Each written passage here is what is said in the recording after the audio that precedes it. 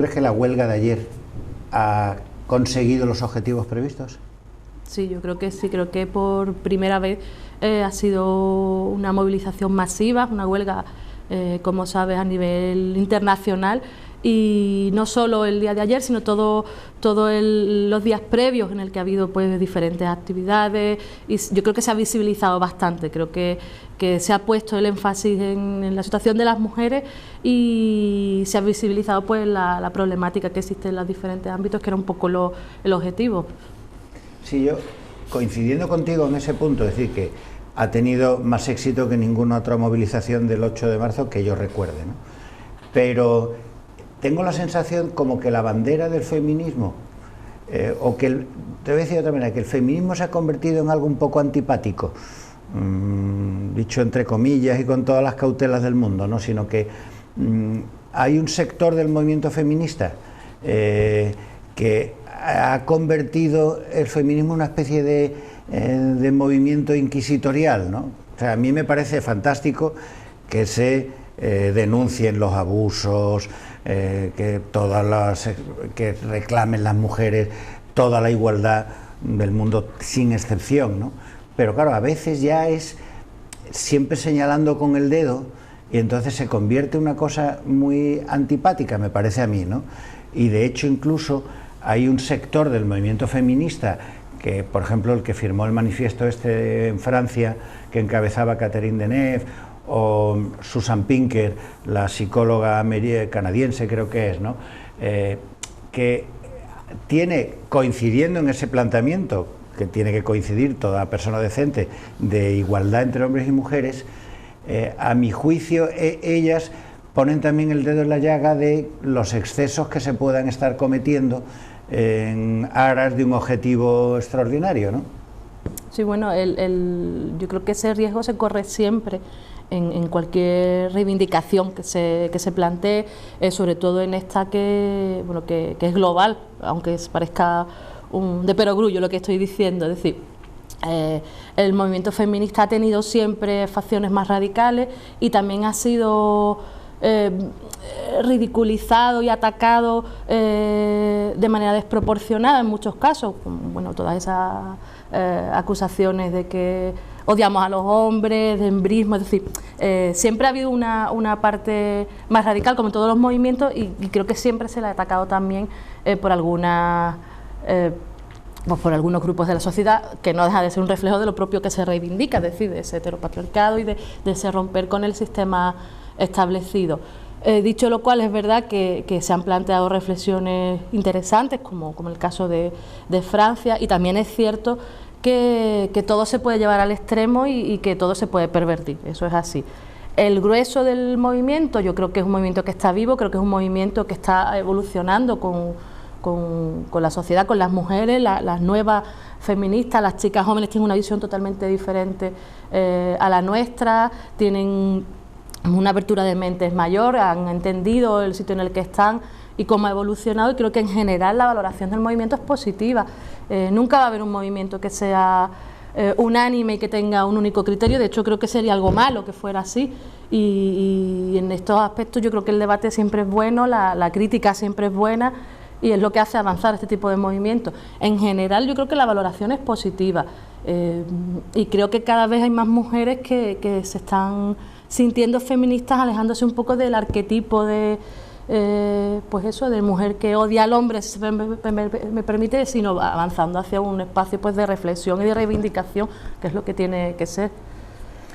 3 compañeras de tu equipo de gobierno decían, o han dicho una de ellas en una rueda de prensa, que todavía hay machismo en el ayuntamiento. Si eso es así, primero dime si es así, porque si es así, tenéis parte de responsabilidad vosotros, ¿no? Que lleváis 2 años y medio gobernando, ¿no? No sé si es así, es decir, que cuando uno hace una afirmación tan rotunda, luego tiene que decir, y este es el machismo, ¿no? Sí, bueno, efectivamente, no solo en el ayuntamiento, en las instituciones, es decir, las instituciones no están ni diseñadas ni por ni para las mujeres, eso es así, lo sufrimos nosotras en el ayuntamiento, lo sufren mis compañeras en el Parlamento y lo sufren mis compañeras en el Congreso, eso es así. La política es cosa de hombres, ha sido siempre cosa de hombres, si se me permite la expresión, y bueno, nosotras estamos... No, lo fue, ¿no? Confiamos claro, en que sí, es decir... Claro, en los últimos 40 años se ha producido un cambio, para mi juicio, el cambio más radical que se ha producido en la sociedad es la incorporación de la mujer en pie de igualdad en todos los ámbitos. Por supuesto que se arrastran siglos de discriminación, ¿no? Bueno, yo creo que en pie de igualdad no, en absoluto. Es decir, se abren espacios, estamos intentando entrar en espacios que son eminentemente masculinos, como en la política, pero queda mucho por andar. En el arco plenario del Ayuntamiento de Cádiz, por bajar a lo local, yo soy la única portavoz mujer, el resto son portavoces, sí hay viceportavocías, pero yo soy la única portavoz mujer. Bueno, Teófila, que es presidenta. Teófila quizá es la excepción en este caso, y tampoco, por lo menos desde nuestro punto de vista, no ha hecho una política feminista, no ha puesto de manifiesto el hecho de que había una mujer al frente del ayuntamiento, y yo creo que en 20 años tenía opciones de hacer muchas políticas feministas abanderando pues una mayoría absoluta femenina. Es decir, ahí había una línea de trabajo que entiendo que el Partido Popular no llevó a cabo, porque bueno, no entra dentro de su línea, pero que podría haber sido muy potente. Entonces, bueno, las instituciones, insisto, son machistas, es decir, en general los cargos más importantes suelen ser hombres, los habilitados suelen ser hombres, la mayoría de los espacios quien toma las decisiones son hombres. Nosotras estamos abriendo ese camino, en el caso nuestro pues con las listas cremalleras, tenemos alcaldesas como Ada Colau, como Manuela Carmena, que están poniendo de manifiesto pues que hay otra forma de hacer política desde lo femenino, pero yo creo que nos queda mucho camino por hacer. Además, creo que está tan asumido que la política es cosa de hombres. Es decir, creo que es algo que si se pregunta se entendería que no hay machismo. Es decir, yo creo que si se pregunta en muchos espacios nadie se planteará que hay machismo en el Congreso, que hay machismo en el Parlamento. La manera en la que se nos juzga en muchos casos, no por lo que decimos, sino por lo que hacemos, por cómo vamos vestidas, el cómo se nos trata, como comentarios que se hacen sobre si somos pequeñas o si somos, en el caso de mi compañera Noelia, en el que se le comentó si era graciosa o no era graciosa. Es decir, creo que hay un camino por ahí que todavía hay que trabajar, creo que hay que asumir que somos iguales. Evidentemente, estamos en el buen camino, pero no hemos conseguido la igualdad en absoluto. Pero en el Ayuntamiento de Cádiz, aparte en el equipo de gobierno, sois la mitad mujeres y la mitad hombres, pero todos los nombramientos del siguiente escalón lo habéis hecho vosotros, o sea, de gerentes de empresas, directores de área, es decir, que si hay puestos de responsabilidad en ese segundo escalón hombres, es responsabilidad vuestra, ¿no? Sí, digo pero yo, cuando mi compañera hizo esa afirmación en contestación a una pregunta que le hizo un compañero periodista, creo que no se refería exactamente a eso, se refería a la, si se me permite, a la autoridad atribuida que se nos da, por usar una expresión que se entienda, a las mujeres, y la autoridad atribuida que se les da a los hombres. Es decir, digamos que nos ha costado más hacernos entender como mujeres que lo que le ha costado a nuestros compañeros varones. Es decir, mi compañero David Navarro, estoy segura que tiene mucho menos problemas a la hora de asumir las responsabilidades que implican el ser concejal que lo que nosotras hemos tenido que asumir. Es decir, a priori es más fácil tomar decisiones y abanderar según qué decisiones cuando uno es hombre en la institución que cuando es mujer. Creo que ella no estaba hablando tanto de trabajadores, evidentemente en el ayuntamiento ha habido problemas como en todos los espacios, se está trabajando en esa línea, en lo político se está trabajando pues para equiparar a hombres y mujeres, para hacer protocolos donde se pueda atender en el caso en el que cualquier mujer se sienta acosada, pero ella hablaba de algo más político, más intangible, refiriéndose pues eso, a la autoridad que emana de un hombre y a la autoridad que emana de una mujer, si se me permite, que evidentemente no es la misma. Yo hay una cosa que decís en el movimiento feminista, que es la brecha salarial, que no dudo que los datos globales sean así, ¿no? A mí me pasa que yo no lo he visto jamás, yo. Es decir, no puedo hablar, claro, en los datos estadísticos, bueno, pues la estadística es que si tú tienes un pollo y yo no tengo ninguno, tenemos medio pollo cada uno. Esa es la base de la estadística. Entonces, lo de la brecha salarial, no digo que no sea así, ¿no? Muchas veces tiene que ver con qué tipo de trabajos, que es lo que decía Susan Pinker, ¿no? O sea, que cuando la mujer elige trabajos de carácter social, es decir, de relaciones sociales, ¿no? De vínculos con personas, ¿no? Y son trabajos que en las escalas salariales suelen estar peor retribuidos, en servicios sociales, todo tipo de atención a personas y tal. Y aquellos trabajos más individuales, que son científicos o de la escala técnica superior, que son más solitarios, dicho entre comillas, ¿no? Terminaban los hombres optando a ellos, ¿no? Entonces, yo digo, tú, igual en el ayuntamiento o tú en tu vida lo has visto, yo no he visto jamás en ningún sitio donde yo he visto que haya un hombre que gane más que una mujer por hacer el mismo trabajo. Ya distinto es que se promocione más o se promocione menos, son dos cosas distintas, ¿no? No sé tú cómo ves eso, cuál es tu experiencia. No, yo creo que hay una, en cierto modo, una perversión de ese análisis, en el sentido de que efectivamente si se hace un histórico de qué profesiones elegimos las mujeres y cuáles no, tendemos a elegir un tipo de profesiones y los hombres tienden a elegir otro tipo de profesiones que pueden llevar a retribuciones diferentes. Pero hay que hacer un análisis previo, es decir, y además hay muchos estudios que lo corroboran. A las niñas desde pequeñas se nos fortalece o se nos refuerza un tipo de actividad o un tipo de un tipo de actividad y un tipo de intereses que no se refuerzan a los varones. Eso es así en toda la sociedad. Es decir, a los niños, está muy bien visto que los niños sean buenos en matemáticas, pero tampoco es tan importante si las niñas somos buenas en matemáticas. No quiero trivializarlo, pero es un poco el concepto. Entonces, durante toda nuestra vida, y es así, se nos va dirigiendo a lo que es ser mujer y a lo que es ser hombre, a lo que es ser chica, a lo que es ser chico. Y eso implica una serie de profesiones. Cuando una niña, es decir, a los padres nos fomentan, cada vez más, en eso sí creo que estamos avanzando, que una niña sea científica. Esta semana se han hecho públicas pues diferentes investigaciones de científicas españolas, científicas gaditanas. La ciencia no es un espacio para mujeres, sí es un espacio para hombres, igual que, bueno, deportes, etcétera, etcétera. Entonces creo que hay una cuestión previa que es la educacional, cómo educamos a nuestros niños y nuestras niñas que no se educan en igualdad. Es cierto que luego, bueno, cada niño tendrá sus características personales y sus propios gustos. Entonces creo que ahí hay una cuestión que no se está abordando y que tendría que entrar dentro de este análisis. Es decir, y luego sí es cierto que hay, sobre todo en la empresa privada, hombres y mujeres haciendo el mismo trabajo, cobrando diferente.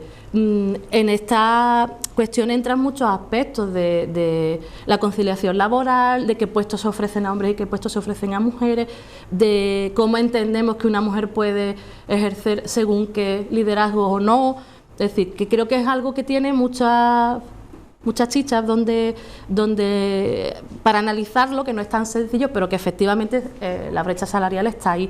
Y insisto, sobre todo en la empresa privada, porque en la empresa pública es más difícil, es decir, en el caso de los trabajadores sociales, pues tienen una categoría y esa categoría pues es la misma para todos a priori. Pero sí es cierto que, como digo, dejando a un lado las actitudes de cada una, la educación, los techos de cristal, los estudios nos dicen que efectivamente hay mujeres haciendo efectivamente el mismo trabajo que hombres y cobrando menos. Además, hay unanimidad en esos datos. Es decir, no es algo que ocurra solo en España o solo en Francia, sino en países que están más avanzados en aspectos de protección de derechos y en países que están menos avanzados. Es decir, luego pues hay campos profesionales diferentes, hay espacios diferentes, hay políticas diferentes, empresas diferentes, pero yo creo que sí que es una realidad que está ahí patente, como digo, con todos estos aspectos que hay sobre la mesa. Creo que es algo que... En el Ayuntamiento de Cádiz no se da. En el Ayuntamiento, hasta donde sabemos, no. Es decir, otra cosa es pues las dificultades que tengan las compañeras para conciliación, que es una realidad, etcétera, etcétera, pero en principio que nosotros tengamos constancia no, y desde luego no es nuestra voluntad que eso ya ocurra. Bueno, tú eres también concejala de enseñanza, educación, ¿cómo le llamáis vosotros?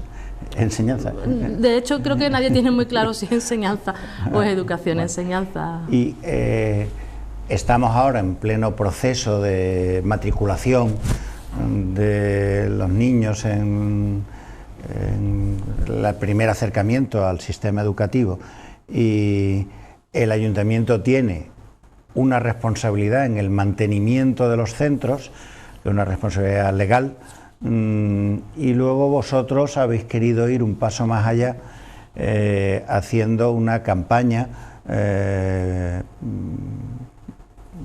modesta quizá en términos económicos, quiero decir, ¿no?, de promoción de la escuela pública, que os ha reportado algunas críticas de determinados sectores de la ciudad, porque al haber una sola red sostenida con fondos públicos, unos son centros concertados y otros son centros públicos, había gente que entendía que estabais beneficiando una parte de esa red con respecto a otra, ¿no?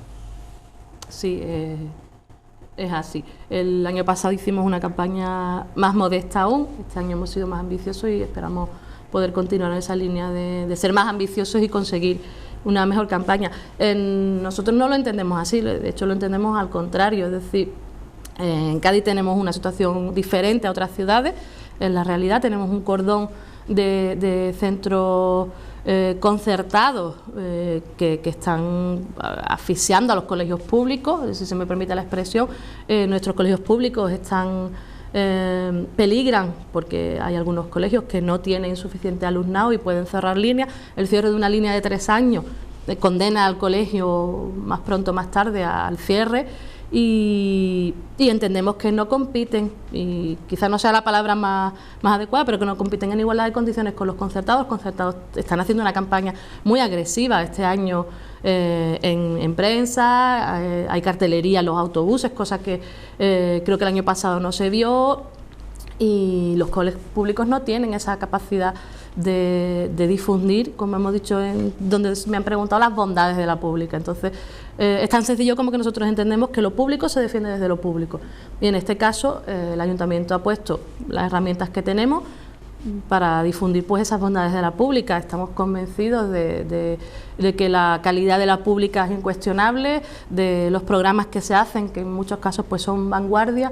de la calidad del profesorado, que es elegido pues de la manera que es discutible, y eso daría para otros debates, ¿no?, el procedimiento en el que se elige al profesorado, pero es ahora mismo el procedimiento que tenemos, y desde luego es más justo y mucho más exigente que el que hace a los profesionales acceder a la concertada. Dicho lo cual, nunca hemos dicho nada en contra de la concertada. Nuestra línea política va a favor de la pública, respetamos el derecho de los padres a decidir, pero creemos que hay que apostar por la escuela pública desde lo público, y que efectivamente no compiten en igualdad de condiciones, no tienen esa capacidad de difundir pues lo que se hace, cómo se hace. Entonces nosotros pues hemos puesto nuestro granito de arena. Sabemos que en otras ciudades están cogiendo la bandera, y de hecho hay algunas ciudades en las que ya han llevado a pleno la obligación del ayuntamiento de defender la escuela pública. Entonces, bueno, si además esto trae una iniciativa que se repita en otras ciudades, pues bienvenido sea.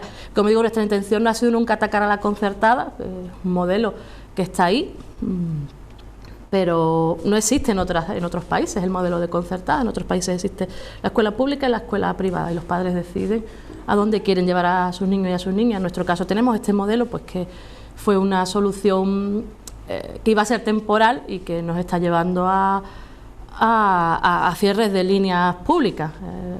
Y bueno, el ejemplo que se pone siempre de la sanidad, yo creo que es muy ilustrativo. El de nadie se plantea que se deriven pacientes a un hospital concertado, un hospital privado, mientras que hay camas en uno público. Eso sería impensable, porque sí lo aceptamos en la enseñanza. ¿Y a qué crees que Cádiz sea la única ciudad andaluza donde el porcentaje de alumnos matriculados en la concertada sea superior a la pública? Es decir, eso se da en Madrid, por ejemplo, ¿no? En Cataluña se da en muchos sitios de Cataluña, pero en Andalucía es la única población de toda la comunidad, con 8 millones y pico de habitantes, ¿no?, es una excepción a una regla común en ciudades más prósperas que Cádiz, como Málaga, Sevilla o Granada. Sigue siendo un predominio muchas veces aplastante de la escuela pública. Aquí es casi un 50 y muchos de alumnos puestos en la concertada, y se da el caso además de que en los últimos años o en las últimas décadas yo creo que se han cerrado, un día hice la cuenta, no sé, 8 o 9 colegios públicos que se han cerrado. Es decir, que como había que ir agrupando niños, y yo creo que el próximo que está al caer es la institución provincial gaditana, que va poco a poco perdiendo. Entonces, ¿a qué crees tú que se debe eso que ocurre en Cádiz? Bueno, la verdad que estamos en ese averiguar qué ocurre efectivamente, bueno, con las reuniones que tenemos con la plataforma por la escuela pública, con los sindicatos, con las AMPAs, porque realmente es así, es una situación que no se da en otras muchas ciudades y por desgracia en este caso es de las cosas propias de Cádiz. Yo creo que se han dado varias circunstancias sin tener la respuesta a esto, ojalá la tuviera, pero no la tenemos.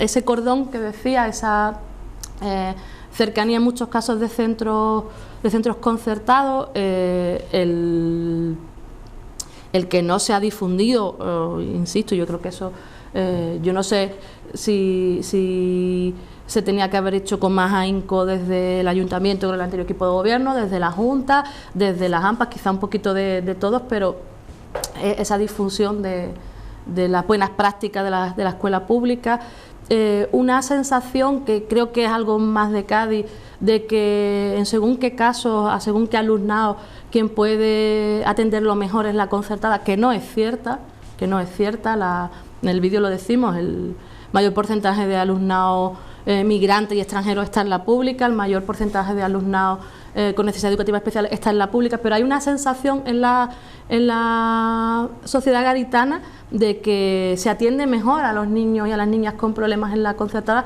que no es real, es decir, no es real con datos y no es real en la atención. Y eso ha derivado a que en barriadas pues con ciertos problemas de exclusión, como es el Cerro Moro, por ejemplo, haya padres que entre el colegio público y el concertado han decidido matricular a sus hijos y a sus hijas en el público. Pongo este ejemplo porque nos parece muy representativo, entendiendo que en el concertado se le iba a atender mejor. Eso es algo que está en la sociedad y que tenemos que trabajar para romper esa idea. Creo que es una serie de cosas, el estado de los colegios, indudablemente uno entra en un cole concertado y las instalaciones son infinitamente mejores. Nosotros, pues desde que hemos entrado como equipo de gobierno, estamos apostando por arreglarlo. Nuestras competencias, como tú comentabas al principio, realmente son de mantenimiento, pero estamos haciendo obras importantes porque los coles están muy deteriorados. Entonces el espacio, el continente, por desgracia, es tan importante como el contenido. En muchos casos los padres pues prefieren un cole con instalaciones buenas, y en este caso pues en Cádiz los colegios con las instalaciones buenas no son los públicos, son los concertados. Creo que hay una serie de factores que, como digo, nos dan pistas, pero la clave estamos todavía intentando encontrarla pues como digo, con las AMPAs, con los sindicatos, con los directores, las directoras, para ver por dónde atacamos, porque realmente la situación de Cádiz es muy particular, pero la realidad es esa, que se están cerrando líneas y que hay líneas, como en el caso de la institución, que confiemos en que no sea así, que corren bastante riesgo de cerrarse. A mí me pasa también que yo creo que influye en la actitud de la gente observar que políticos con responsabilidades en la administración llevan a sus hijos a la concertada. Entonces, si tú ves que tu vecino, que es un dirigente político del partido que sostiene la Junta y la Administración Educativa, y dice, bueno, pues si ese que es un representante lo lleva a la concertada, él sabe también, yo también, ¿no? Es decir, que yo esto lo he escrito alguna vez, y una vez me escribió Juan Luis Belizón, siendo Juan Luis delegado de Educación, que además es un buen amigo y tal, para explicarme que él no, que él llevaba. Entonces, claro, me resultó graciosa hasta la respuesta, ¿no? Como diciendo, oye, que yo no, lo cual quiere decir, senso contrario, que muchos de sus compañeros sí, ¿no? Sí, Juan Luis además docente y... Claro, era director del colegio Antonio García Gutiérrez, creo que era. Sí, entonces él sabe de lo que habla y efectivamente sus hijos están en la pública. Es así.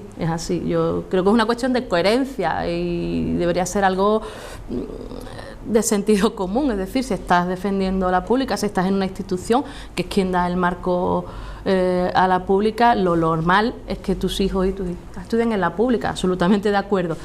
¿Por qué no lo hacen? Pues no lo sé, pero evidentemente por lo pronto se envía un mensaje contradictorio y efectivamente lo que recibe la ciudadanía es, bueno, si esta persona que está trabajando para que esto funcione no tiene a sus hijas y a sus hijos ahí, a lo mejor es que no está funcionando tan bien. Entonces efectivamente es algo que por lo pronto habría que planteárselo. A mí me parece que eso, que absolutamente de coherencia y que el discurso de una y de uno pues tiene que ir de acuerdo con, en la medida de lo posible, con su comportamiento en lo personal, porque creo que es lo mínimo que se nos puede pedir. Bueno, vamos a hacer un pequeño receso y ahora seguimos, ¿vale?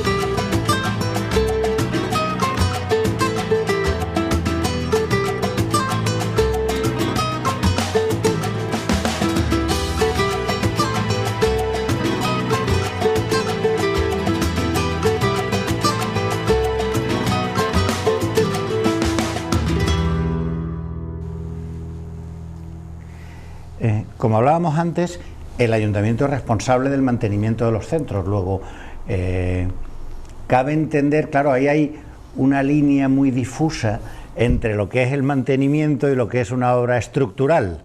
El caso famoso de Puerto Real sobre el amianto era y no sé cuánto, claro, es decir, ¿quién retira eso? ¿Quién lo restituye? Yo comprendo que los ayuntamientos, que siempre se han quejado de estar infrafinanciados, de tener problemas económicos y tal, se resisten a hacer obras mayores. Entonces intentan pintar un centro, arreglar enchufes o mandar a fontaneros para que hagan ese tipo de pequeñas obras. Pero, claro, el ayuntamiento, como tú decías también, es decir, que si quiere involucrarse en la defensa de la pública de esa manera, hay otra que es poner dinero al final, ¿no? Es decir, que si tú vas a pintar un centro o vas a quitar unas humedades que tiene un colegio, todo eso es una cuestión de dinero que se detrae de otro lado, ¿no? Que es una manta, ¿no? Sí, al final la política es dinero, es tener capacidad de gestionar efectivamente. El tema de las competencias también daría para un debate, porque realmente el articulado de la Junta es tan difuso que no queda claro hasta dónde es el mantenimiento y dónde son obras mayores. Hay un porcentaje y nos hemos encontrado con solicitudes que hemos hecho a la Junta, que la Junta nos devuelve entendiendo que no es nuestra y que nuestra intervención devuelve a la Junta entendiendo que es suya. Entonces, bueno, visto que no queríamos entrar en una pelea que se eternizara y que acabáramos la legislatura sin haber hecho ninguna obra, pues nos planteamos asumir nosotras las obras, por lo menos en una parte. El tema del amianto sí estaba más o menos claro al final que sí era cuestión de la Junta, pero efectivamente el marco normativo no nos deja claro, pues hasta aquí ayuntamiento, hasta aquí Junta. Evidentemente cuando uno piensa en mantenimiento, de una casa, pues piensa en eso, en cambiar una bombilla, en un enchufe. La realidad que nos estamos encontrando es que ojalá fueran bombillas y enchufes lo que tuviéramos que cambiar. Tenemos coles con baños que no están adaptados, con cisternas que son antiquísimas, patios que están muy deteriorados. Entonces, bueno, no tenemos...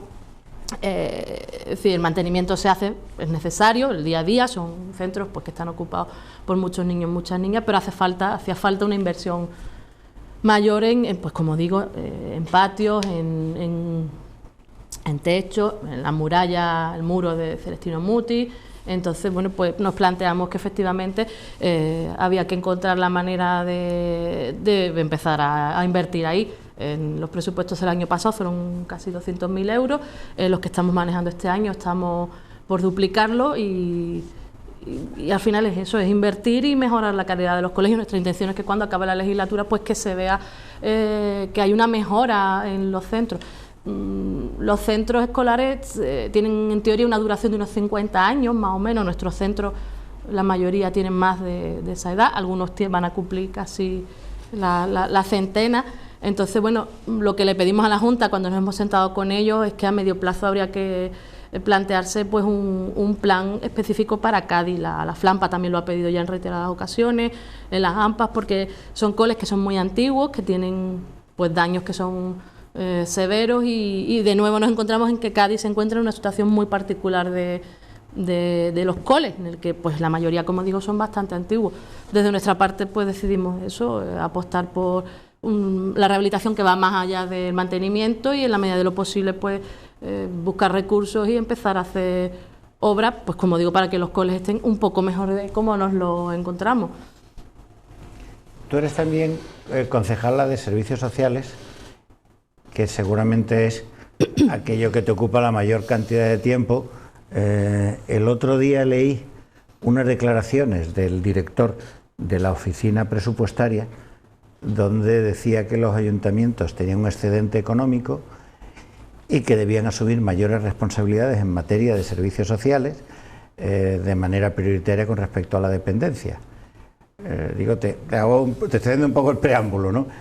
Llegas a una delegación que había sido un avispero en los tiempos precedentes a ti, es decir, los meses o los años anteriores había sido a raíz del detonante del, entre comillas, caso Matadero.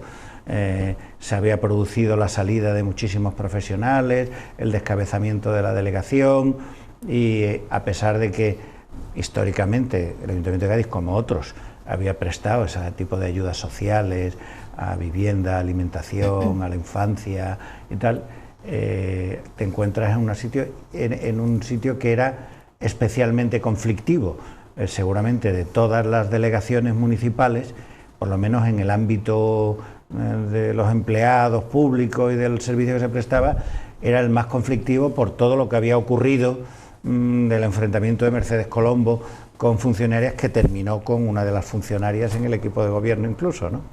Sí, yo creo que el concepto avispero, si se me permite un poco la frivolidad, es bastante cercano. Sí, bueno, la Delegación de Servicios Sociales, los servicios sociales comunitarios, yo creo que son el hermano pobre en todos los ayuntamientos, en el sentido que gente, en mayoría de los casos, que elige esas profesiones de manera vocacional, gente que está muy sensibilizada con el colectivo que trabaja, pero que no recibe normalmente ningún tipo de reconocimiento por el trabajo que hacen, excepto cuando fallan. Es decir, y eso es una de las primeras cosas que yo aprendí cuando asumí las responsabilidades de esta delegación en concreto. Si a una familia se le paga tarde, ya el sistema no funciona y todo el mundo lo critica. Pero el trabajo continuo que se hace todos los días con esos profesionales, como que queda ahí oculto. Y son profesionales a los que hay que cuidar y que efectivamente venían de una situación muy complicada, de sentirse un poco que no sabían muy bien qué estaba pasando, que no se estaba poniendo en valor su trabajo y de sentirse en medio de una pelea política que en muchos casos les pillaba un poco en medio. Entonces, sí, la situación es decir, más allá del cambio de modelo que entendemos que había que hacer, también había que trabajar con esas personas, había que poner un poco de orden, había que transmitirles la idea de que su trabajo nos parece valiosísimo,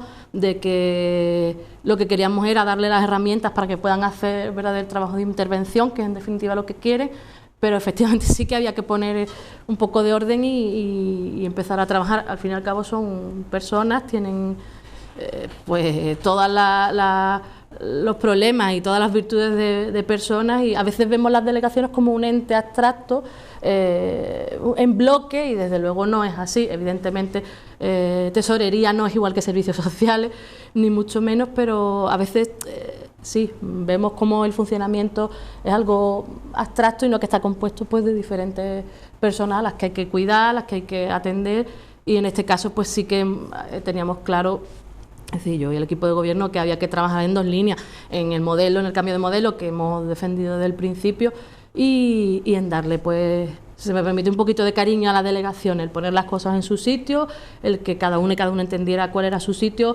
el que se centraran en el trabajo y el poder conseguir, pues, una cohesión, que también nos encontramos con una delegación que estaba muy dividida, con muy poca confianza en el liderazgo político, y todo eso pues se ha tenido que trabajar a la vez de las líneas políticas más visibles.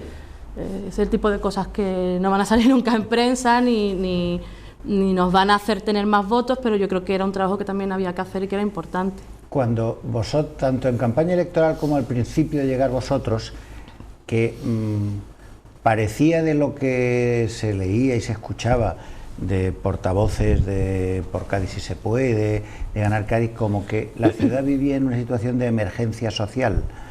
Aquello, es decir, pues lo importante es que coman los niños, aquella imagen, no sé si era de la calle Benjumeda, que estaban varios del equipo de gobierno parando desahucios. Es decir, la sensación que se transmitía desde el equipo de gobierno era de una situación de desesperación en la ciudad, como si hubiera un desahucio, hubieran desahucios permanentes y la gente fuera expulsada de sus casas de manera permanente, y donde había gente pasando hambre, ¿no?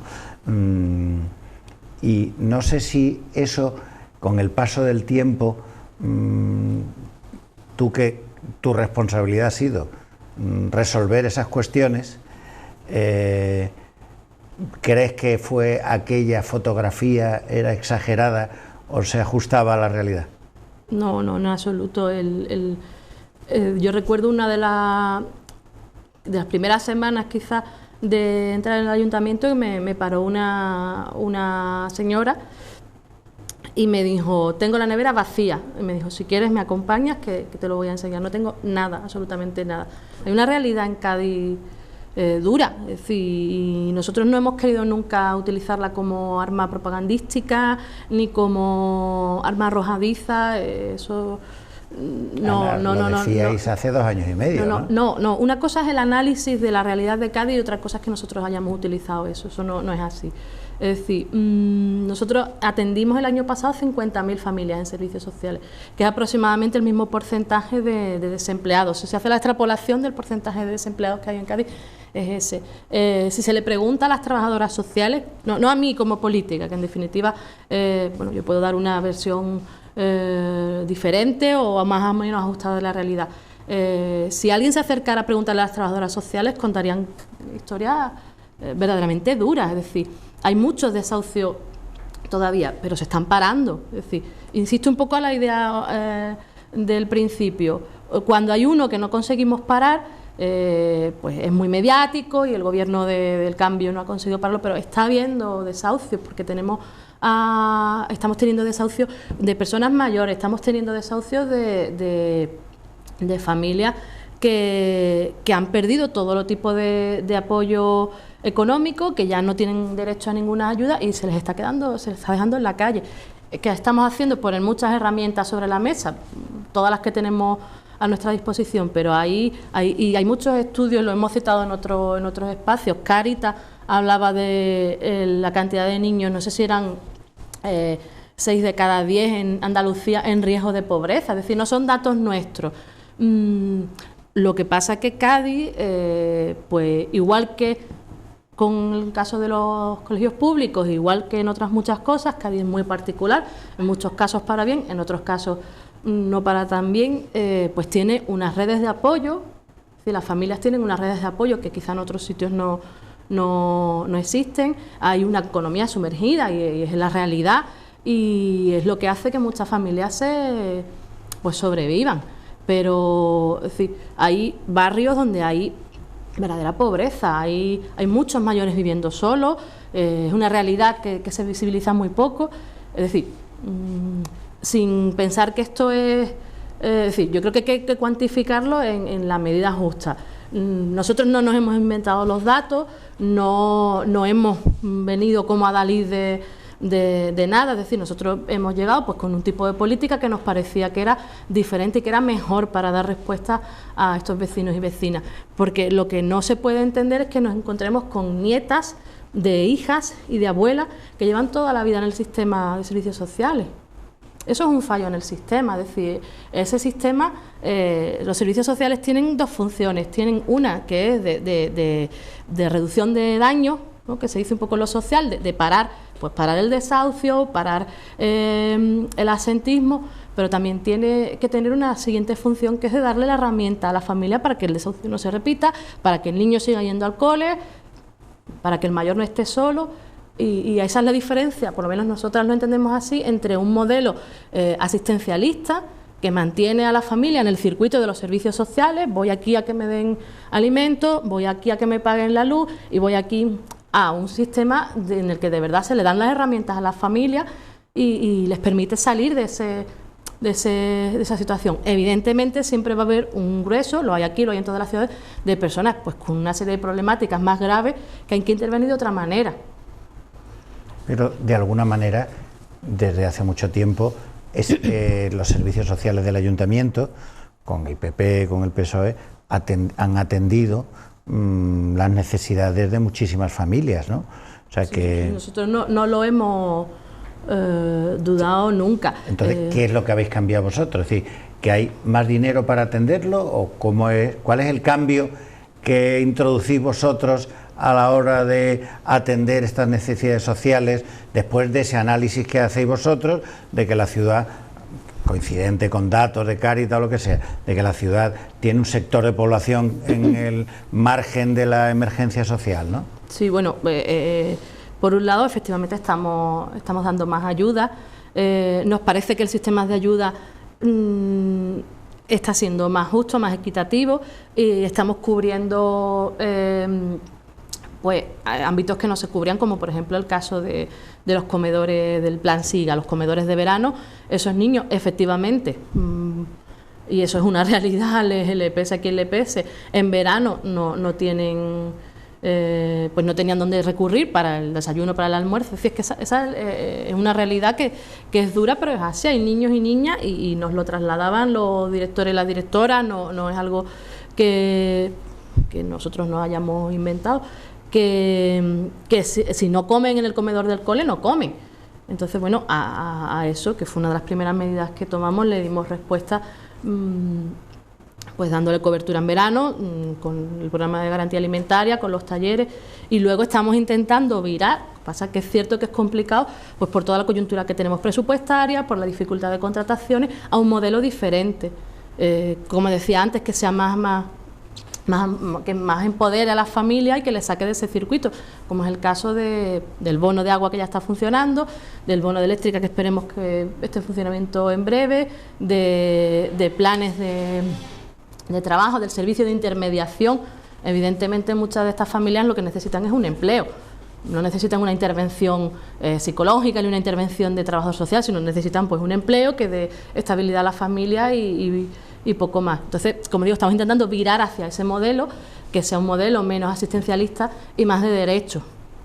Y explícame un poco, porque yo sigo, mira que he leído y he preguntado el tema del bono social, es decir, al día de hoy, es decir, todo el tiempo que lleváis vosotros y antes, se ha ayudado a las familias que han necesitado mediante el procedimiento X y con las condiciones X, ¿no?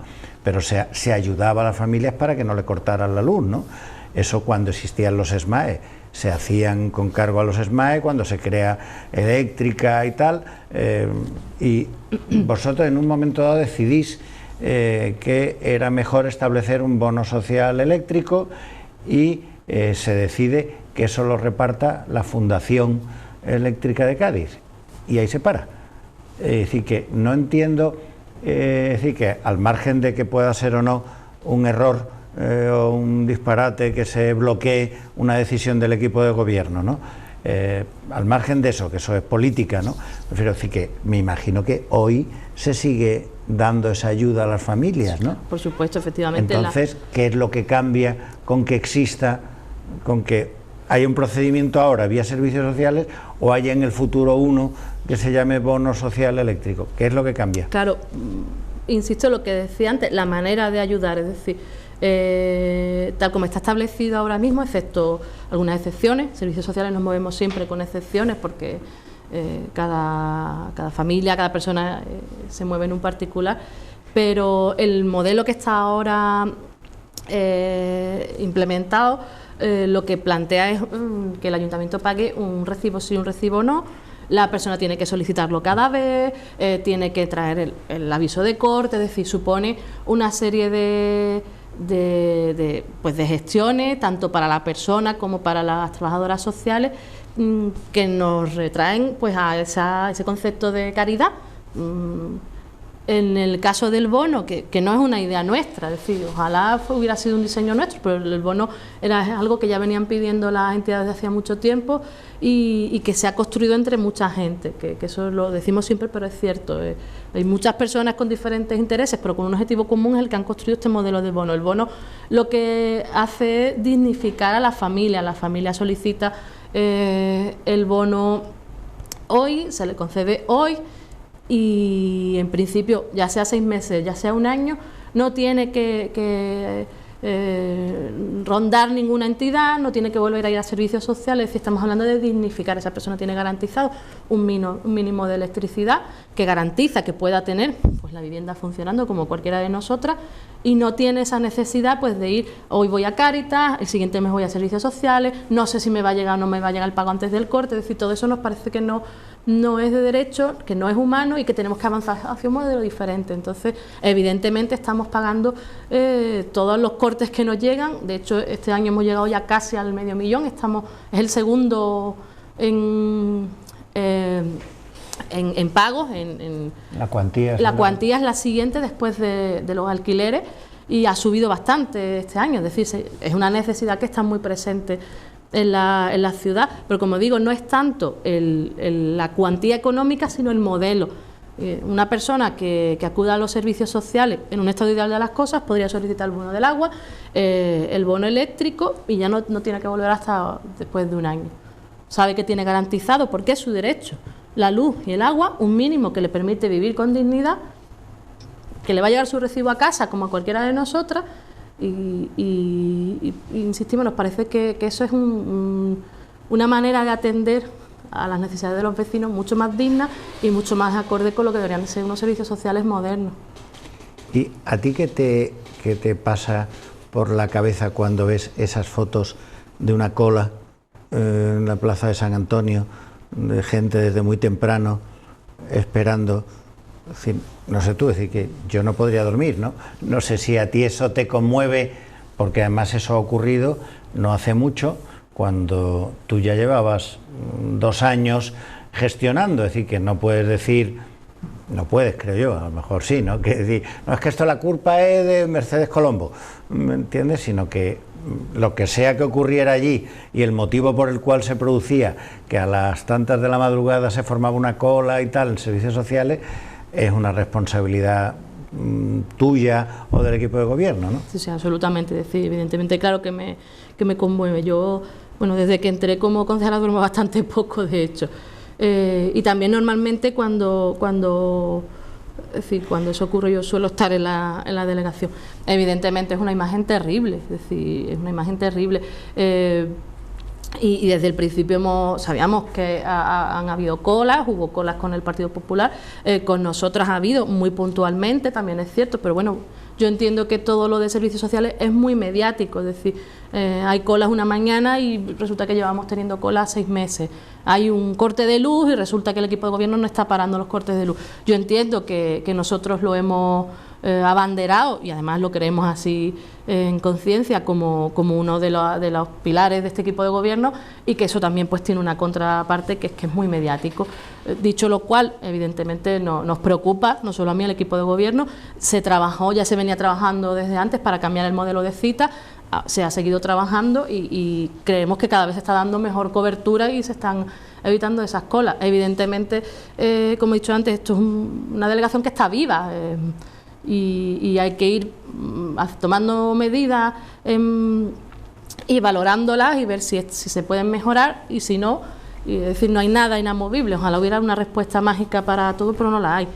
Una última cuestión ya, los sin techo, con motivo del temporal, han aparecido unas imágenes con enseres de mucha gente que tenían su alojamiento en torno a los pilares, bajo el Centro de Arqueología Subacuática, ¿no? Y es un tema muy recurrente, y hay una objeción que se le hace al equipo de gobierno, como que una especial atención a ese sector de gente ha provocado una especie de efecto llamada, y haya terminado casi 100 personas, creo que es más o menos, que duermen y viven por las calles de Cádiz, ¿no? Sí, el problema del sinhogarismo es un problema que está presente y que tenemos muy presente el equipo de gobierno. Lo del efecto llamada es muy curioso, se dijo cuando pusimos en marcha el padrón, se ha vuelto a decir cada vez que anunciamos una medida en favor de las personas sin hogar, que recuerdo que venimos de no tener nada, es decir, solo tener un albergue. Ojalá tuviéramos un plan de intervención sobre el que trabajar, pero no es así. Cada vez que se toma una medida, alguien en algún sitio dice, eso va a crear un efecto llamada. La realidad no es esa. Es decir, la realidad es que, por un lado, es una población que tiene cierto grado de nómada, que se mueve entre Cádiz, San Fernando, Chiclana, y que, por otro lado, el censo de este año nos dice que hay menos personas que el anterior censo. Es decir, hemos pasado de unas 135 censadas, siempre nos movemos en un porcentaje mayor, porque hay personas que no atienden al censo, que no están cuando se realiza, pero nos movíamos entre un censo de unas 135 a unas 98, con lo cual tenemos menos personas sin hogar a día de hoy, como digo, censadas, que hace 2 años. Por lo tanto, ese efecto llamada no es cierto. Y luego, bueno, con el tema del temporal se ha puesto en marcha un alojamiento alternativo en el Baluarte, y se dio toda la información, se ha dado toda la información. Lo que ocurre es que el colectivo como tal es un colectivo complicado para trabajar. Yo entiendo, normalmente los comentarios que se hacen son de vecinos y de personas preocupadas por el colectivo, evidentemente. Luego, bueno, hay un cierto grado de utilizar esto también como herramienta política, como casi todo lo de servicios sociales, pero es un colectivo complicado. Nosotros esperamos, bueno, que poco a poco vamos a avanzar en poder trabajar con ello. A finales de este año vamos a tener pues un engranaje bastante bien engrasado para poder intervenir, pero contamos pues con, como digo, un colectivo muy particular que no siempre responde a la lógica, si se me permite. En el caso de Sevilla, y lo pongo siempre de ejemplo, que llevan muchísimos años trabajando con el colectivo, que tienen recursos muy, muy específicos ya para personas con trastorno mental, es decir, casi a la carta hay 400 personas que deciden cada noche dormir en la calle.